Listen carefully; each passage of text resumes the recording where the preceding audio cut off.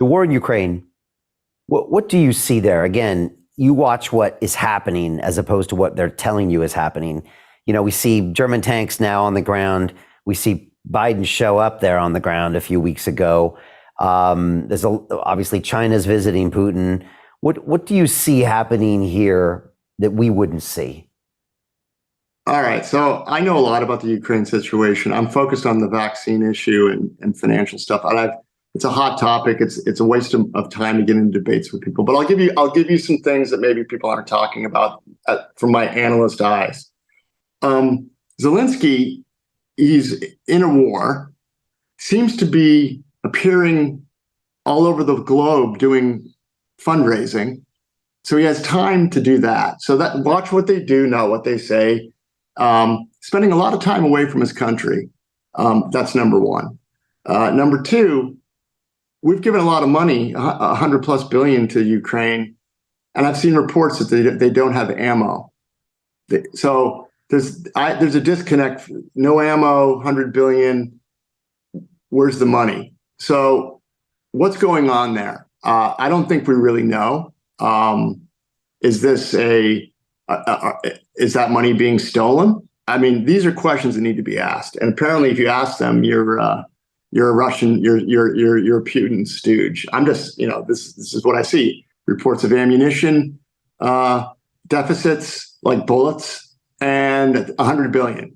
It makes no sense to me. These are just simple, watch what they do, know what they say kind of things.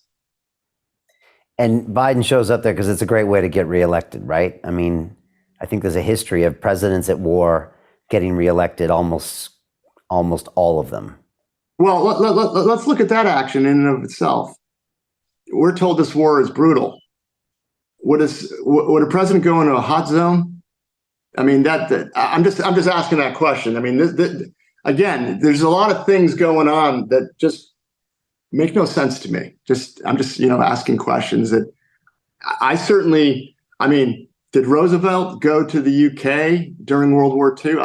I don't think he did. No, he didn't. Yeah, there's some interesting questions. I mean, I've spoken to a few people like Jim Rickards who are saying, don't believe the American and the UK media. They're writing this whole story that Ukraine is making it and surviving and hitting back. None of that's true. Russia is winning and will win and will grind this out, but you're getting a completely opposite narrative in these publications. And when I hear something like that, I start reading all the articles differently, and I start seeing all these somewhat puff pieces showing up on the front page of these publications that are talking about these little wins and these great victories and these hearts and minds stories. And I'm like, what is this doing here? It just seems out of place a little bit. Yeah, the narrative seems to be the Ukraine is winning, but if you look at serious people that talk about it with serious credentials, Russia seems to be winning. And since the mainstream media failed on the vaccine issue, I'm going to go with the independent media people for now when they're talking about what's really going on. So that's kind of my bias. Fool me once, shame on me. Fool me twice. No, fool me once, shame on you. Fool me twice, shame on me. That's where I am. I'm not buying anything they're selling at the moment on any issue, to be honest. Yeah, it's kind of like when I see my favorite pop star doing an advert for the vaccine.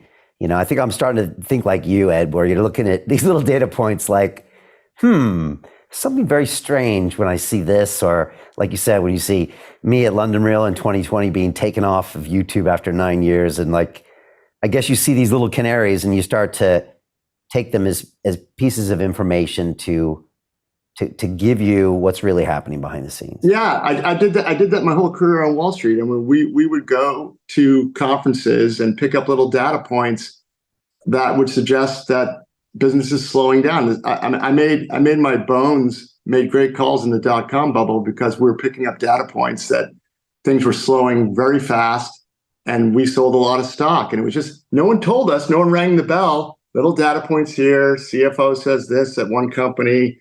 And it sounds like there's an inventory problem system-wide. Let's go. That's I don't wait around for the Wall Street Journal to tell me what's going on. And I think you didn't on Wall Street. By the time you read it in the newspaper, you're either fired or you missed the opportunity. So Jim Rickards has just recorded a video that's not available to anyone in the public, and he's going to be talking about how this upcoming recession is going to be fast, it's going to be bloody, it's going to be nasty. But at the same time, he's going to show you how you can position yourself to profit from all of this chaos. Now, we've made this video only available to our viewers. Go to londonreal.tv/Jim. Watch that immediately. I can't say enough good things about Jim Rickards. He understands the global economic system better than any guest I've ever had on London Real. His predictions are almost uncannily true, and you can learn how to profit from his vision, from his expertise, and his understanding of economics. So go to londonreal.tv/Jim or click the link below.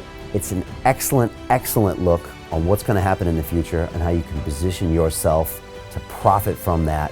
Jim is one of the best in the business, one of my favorite guests on London Real, and he's very, very good at predicting the future and showing us all to profit from it. So click the link, and I hope you enjoy.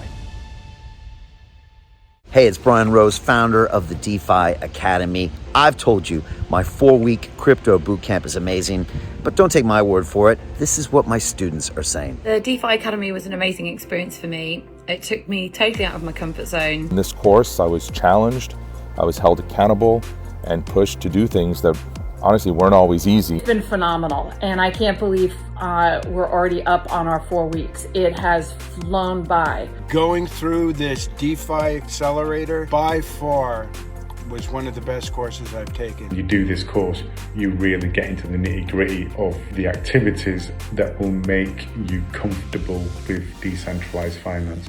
Thank you so much to Brian and everyone at London Real and the DeFi Academy for even putting together an amazing course like this. Anybody else that wants to do it, please sign up.